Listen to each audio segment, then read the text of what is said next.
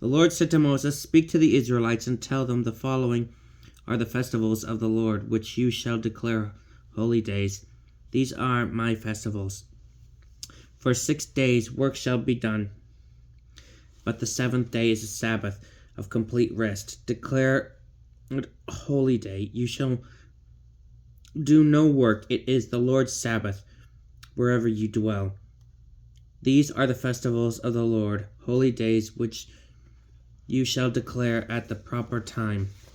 The Passover of the Lord falls on the 14th day of the first month at the evening twilight. The 15th day of this month is the Lord's feast of unleavened bread. For 7 days you shall eat unleavened bread. On the first of these days you will have declared holy day. You shall do no heavy work. On each of the 7 days you shall offer an oblation to the Lord. Then on the seventh day you will have a declared holy day. You shall do no heavy work. The Lord said to Moses, "Speak to the Israelites and tell them, when you come into the land which I am giving you and reap its harvest, you shall bring the first sheaf of your harvest to the priest. You shall elevate the sheaf before the Lord, that it may be acceptable on your behalf. On the day after the Sabbath, the priest shall do this. On this day, when your priest is elevated, you shall offer to the Lord for a burnt offering an unblemished yearling lamb. Its grain offering shall be 2/10 of an ephah of bran flour mixed with oil of a sweet-smelling oblation to the Lord, and its libation shall be 1/4 of a hin of wine. You shall not eat any bread or roasted grain or fresh kernels until this day, when you bring this offering for your God. This shall be a perpetual statute throughout your generations, wherever you dwell. Beginning with the day after the Sabbath, the day on which you bring the sheaf for elevation, you shall count 7 full weeks. You shall count to the day after the 7th week 50 days. Then you shall present a new grain offering to the Lord. For the elevated offering of your first ripened fruits to the Lord, you shall bring with you from wherever you live 2 loaves of bread made of 2/10 of an ephah of bran flour and baked with leaven. Besides the bread, you shall offer to the Lord a burnt offering of 7 unblemished yearling lambs, 1 bull of the herd, and 2 rams, along with their grain offerings and libations, as a sweet-smelling oblation to the Lord. 1 male goat shall be sacrificed as a purification offering, and 2 yearling lambs as a communion sacrifice. The priest shall elevate them, that is, 2 lambs, with the bread of the first ripened fruits as an elevated offering before the Lord. These shall be sacred to the Lord and belong to the priest. On the same day you shall make a proclamation. There shall be a declared holy day for you.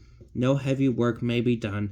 This shall be a perpetual statute through all your generations, wherever you dwell. When you reap the harvest of your land, you shall not be so thorough that you reap the field of its very edge, nor shall you gather the gleanings of your harvest.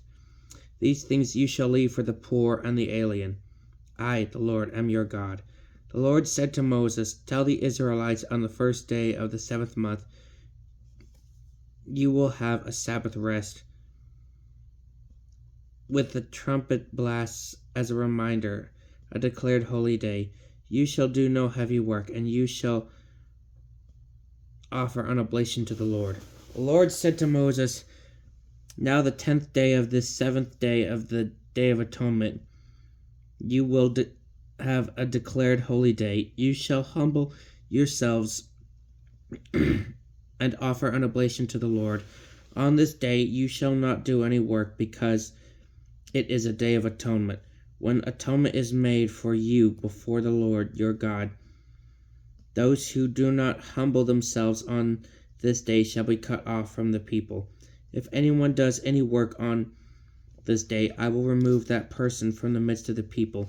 You shall do no work. This is a perpetual statute throughout your generations, wherever you dwell. It is a Sabbath of complete rest for you. You shall humble yourselves, beginning on the evening of the 9th of the month.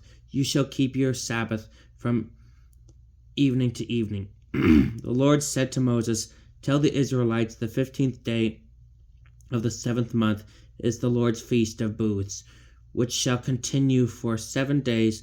On the first day, a declared holy day, you shall do no heavy work. For the 7 days you shall offer an oblation to the Lord, and on the 8th day you will have a declared holy day.